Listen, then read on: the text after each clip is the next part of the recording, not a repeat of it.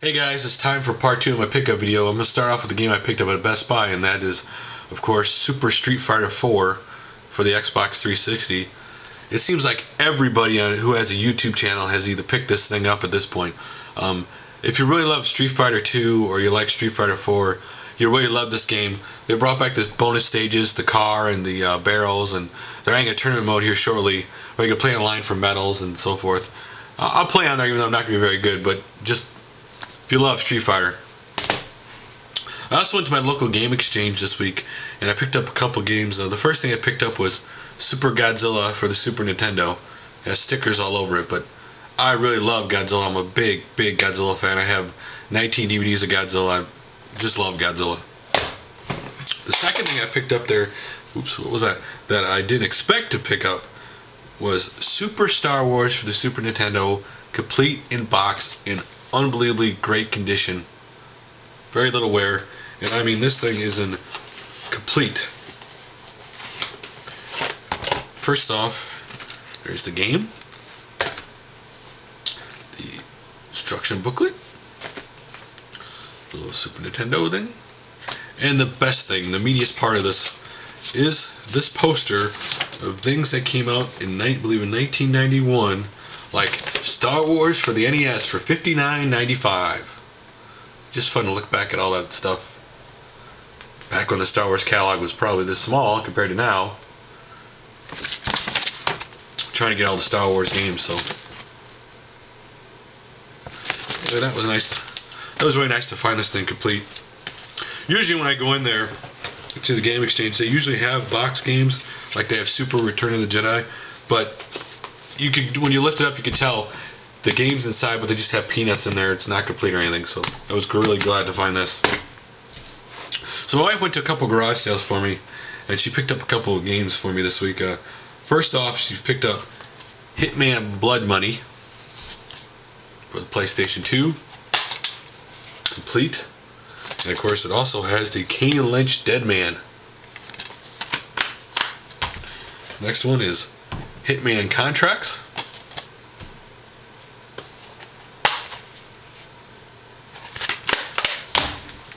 And Hitman 2 Silent Assassin, if I can pronunciate, complete. And Max Payne, complete. I've never played any of these games actually. Also, they had a couple loose games for 25 cents a piece. Crash Team Racing for the PlayStation 1. Ironically, I got this at my mom's. Gran Turismo 2, the arcade mode disc. And then Siphon Filter 2, disc 1. And for the PC, in case I feel retro and I want to play on there, Atari's Arcade Hits 1.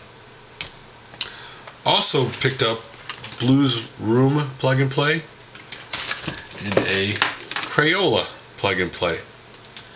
Now I'm no longer going to say that I'm done picking up systems, because every week I say that. It seems like I get another one. At the same garage sale with the Hitman games, there was, the first day I went with my wife, there was a Game Gear. Now I did not pick that up at the time. They wanted 45 bucks for it. Anyway, we were sitting home that night and my wife asked if I wanted it, so I said sure, pick it up the next day. Not only did she pick it up, but she got it for 35 instead of 45. She talked them down. And it's in this nice carrying case right here. It came with 9 games. Here's the Game Gear. The only thing missing is the battery case. And what's surprising when my wife talked to the lady was that her daughter used to own this, so that's what. And all these games are in great condition. First game is Disney's Aladdin, Jurassic Park,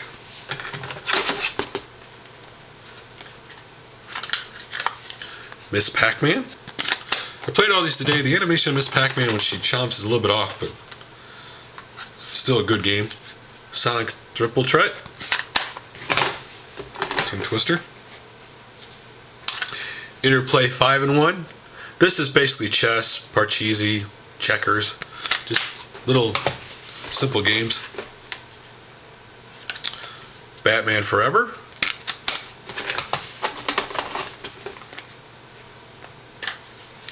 Star Trek The Next Generation,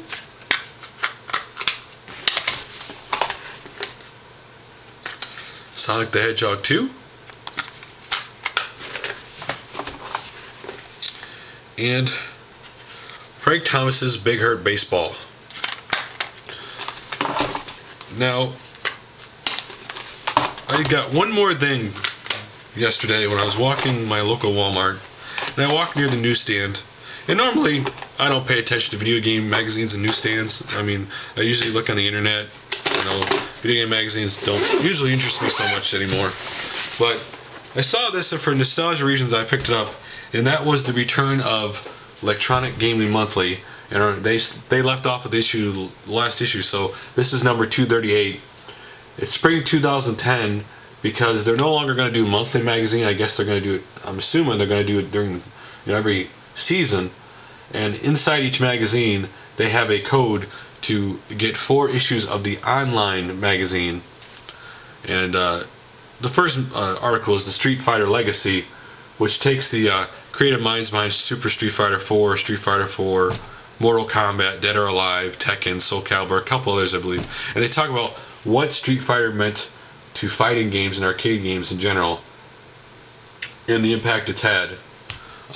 They also have a nice article in here, or several page article of EGM over the years, what they covered, and they show the magazine covers, which is a little nice to go through, kind of go through those old magazine covers and nostalgia. And they also have Retro Evolved. They have an article about old games coming back, Sonic Episode 4 and Mega Man, and how companies are going by it differently, bringing back old games and trying to revive the games and so forth.